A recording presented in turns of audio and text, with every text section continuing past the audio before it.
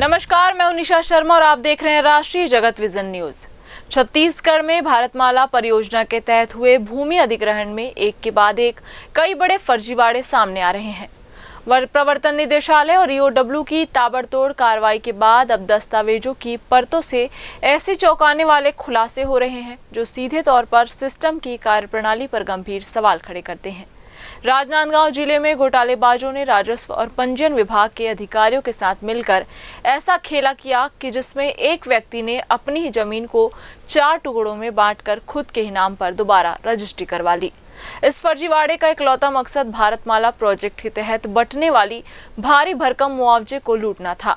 हैरानी की बात यह है कि जिस जमीन की असल खरीदी कीमत मात्र 3,70,000 रुपए थी, उसके एवज में शासन से 62,69,449 रुपए का सरकारी मुआवजा ऐंठ लिया गया।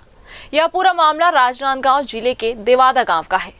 दस्तावेजों की पड़ताल में यह साफ हुआ है कि जिस दौरान शासन ने इस इलाके में जमीन की खरीदी बिक्री पर रोक लगा रखी थी, ठीक उसी दौरान उपपंजीयक कार्यालय में मिलीभगत से रजिस्ट्रियां की गई।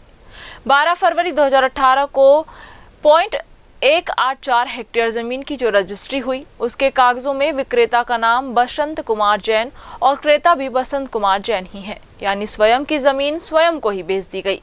शासन को इस पूरी प्रक्रिया में महज 23,125 रुपए का पंजीयन शुल्क मिला। उपपंजीयक स्तर पर इस खुली धांधली का कोई आपत्ति तक दर्ज नहीं हुआ।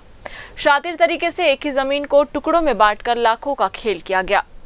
खसरा 142/1 को 19,29,153 रुपए का मुआवजा, खसरा 142/2 को 19,29,153 रुपए का मुआवजा, खसरा 128/8 को 16,07,628 रुपए का भुगतान और खसरा 140/1 व 162/4 के एवज में 8,03,814 रुपए ऐंठे गए।